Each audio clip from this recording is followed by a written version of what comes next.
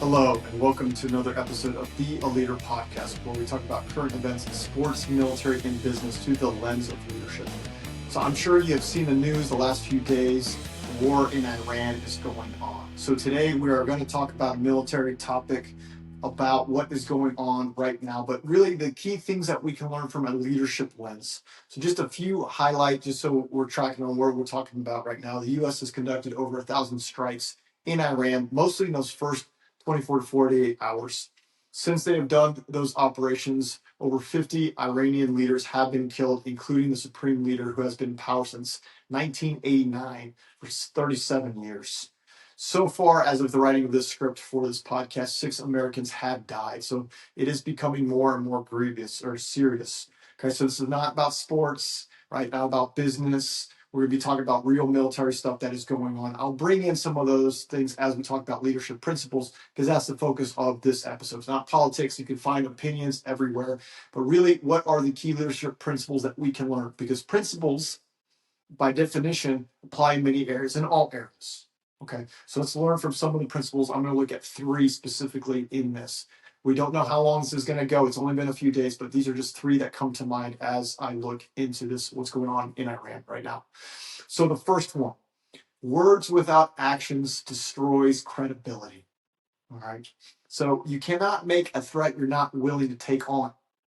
We have seen this all over the place. We see it with parents. They make threats to their kids in public. The kids don't obey.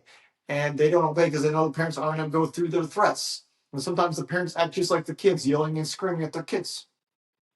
We've seen it where the boss sometimes makes a threat on behavior. You got to start doing this a certain way. But then the behavior doesn't change by the employees, and the boss does nothing about it. It just allows. It's accepted. All right. I've seen it with basketball coaches. Hey, you got to have more discipline, and if you don't, I'm going to make you run. And then he doesn't make him run. He just complains more and more about more complaints, less following through on the threat. Behavior never changes because the structure doesn't change. Okay. So words don't mean anything if they're not held up. So sure, in that example was people in leadership authority. You could say, hey, this is different because it's 2 sovereign nations. We're going to look again at the leadership principle here. Iran has killed more Americans in the last 50 years than any other country. All right. And there have been many threats by many US presidents to change. We've heard words like, we won't tolerate this anymore. There will be consequences. This is the red line. We've heard this over and over again, but the words don't mean anything. Okay.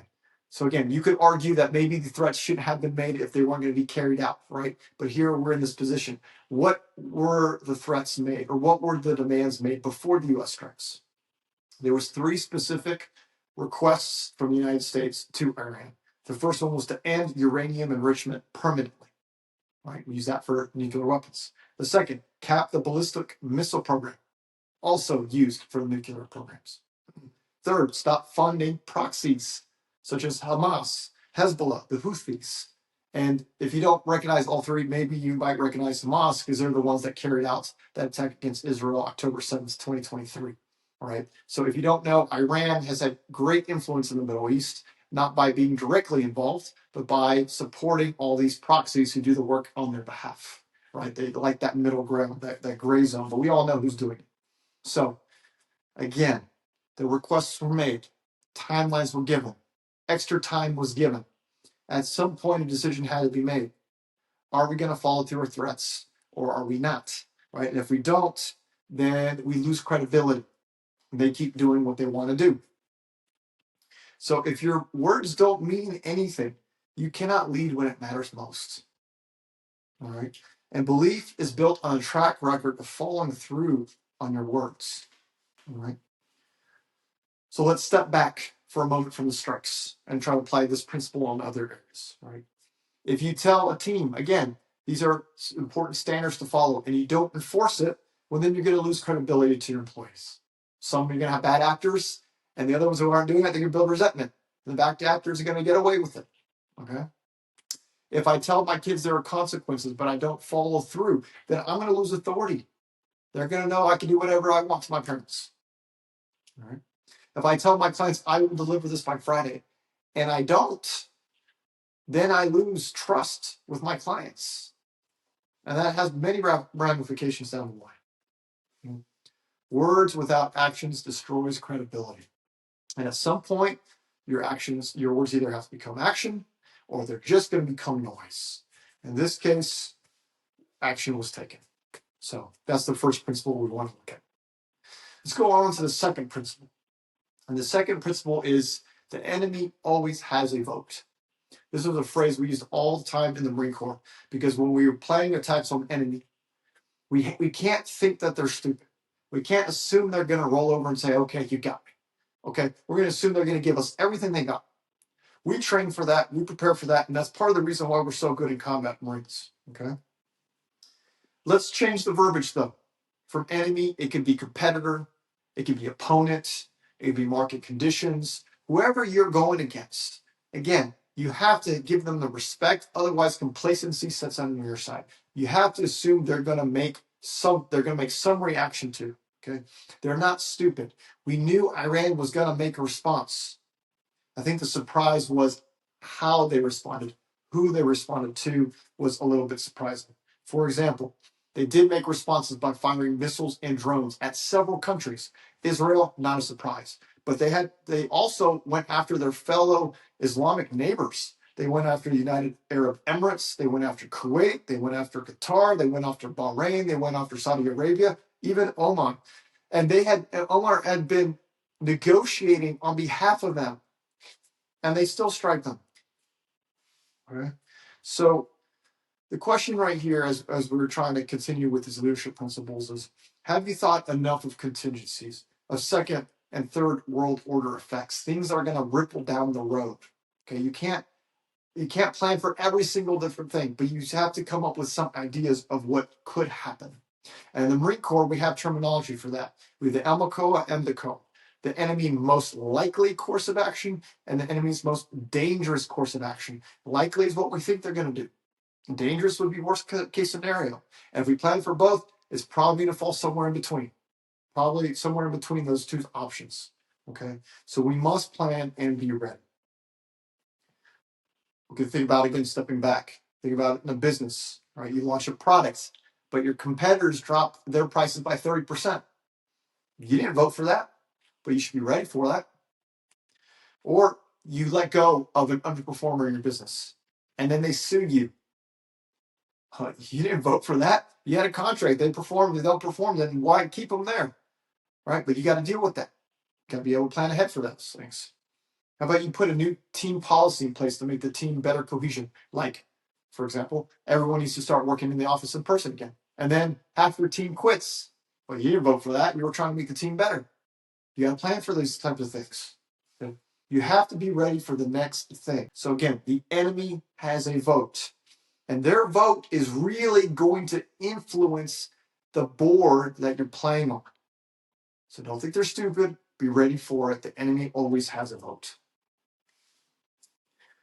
And then the third one is about the burden of leadership. The burden of leadership, okay? The burden of responsibility. Most don't understand it.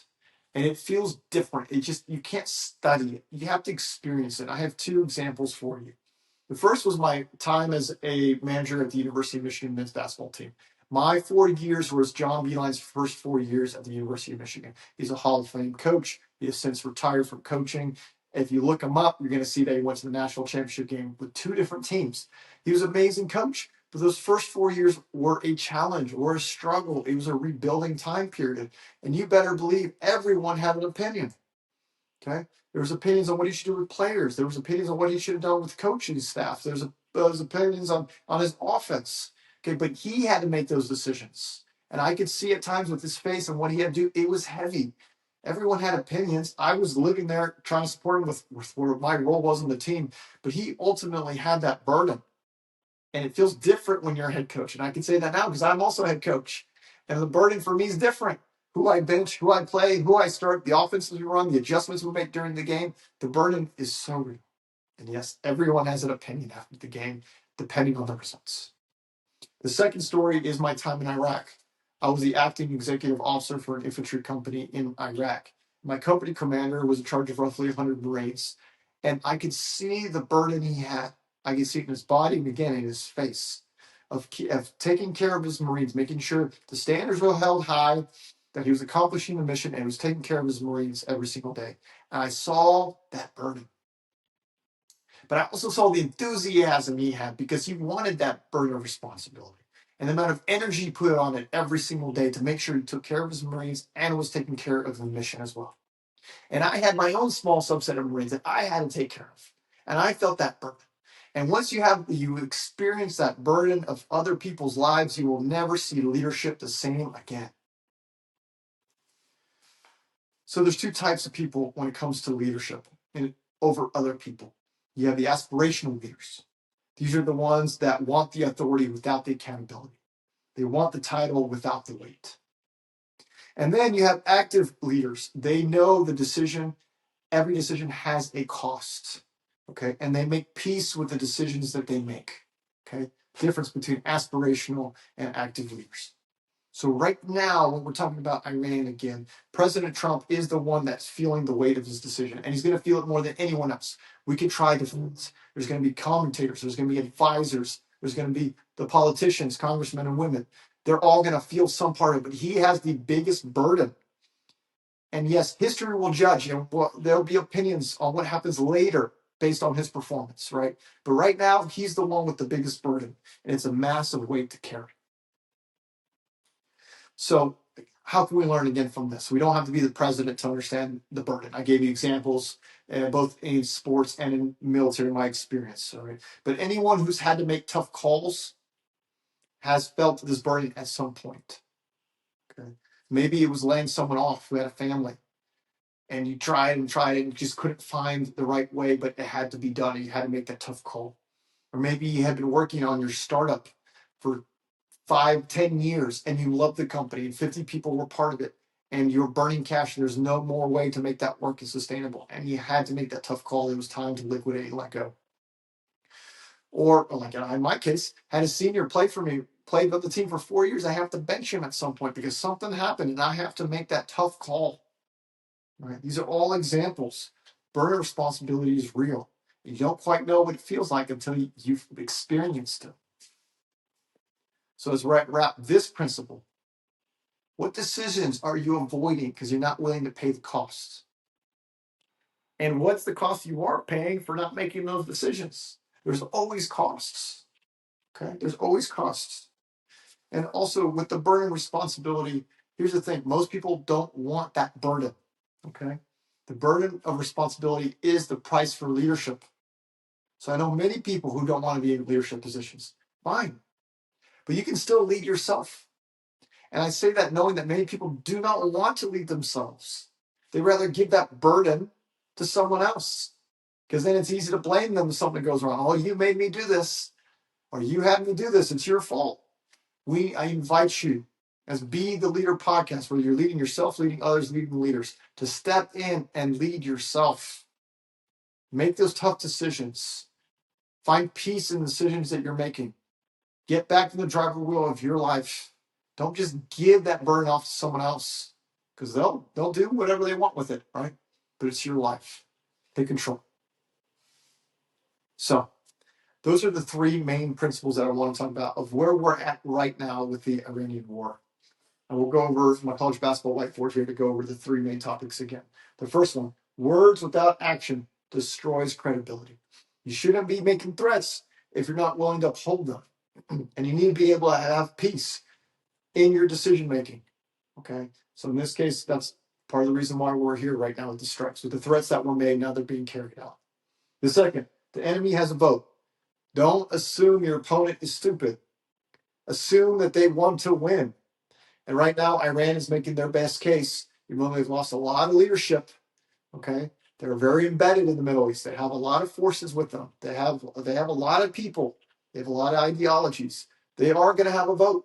And that impacts the playing field of where things are happening. So let's learn from that as well.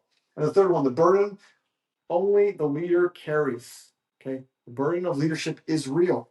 It's heavy. It's hard to understand unless you've gone through it. But many of us have in situations in our family, in our work, right? The impact we have in our communities.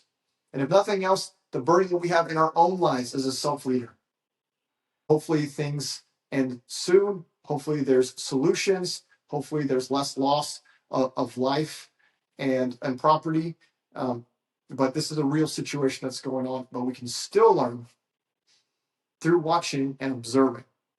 How can I be a better person, a better leader? So that's all we have for today. I appreciate you watching this episode. Please share it with someone else who this could benefit from. Let's step into ourselves and being self-leaders. And remember, whether you're leading yourself, leading others, or leading leaders, be a leader. My name is Daniel Pinedo. Thank you, and until next time.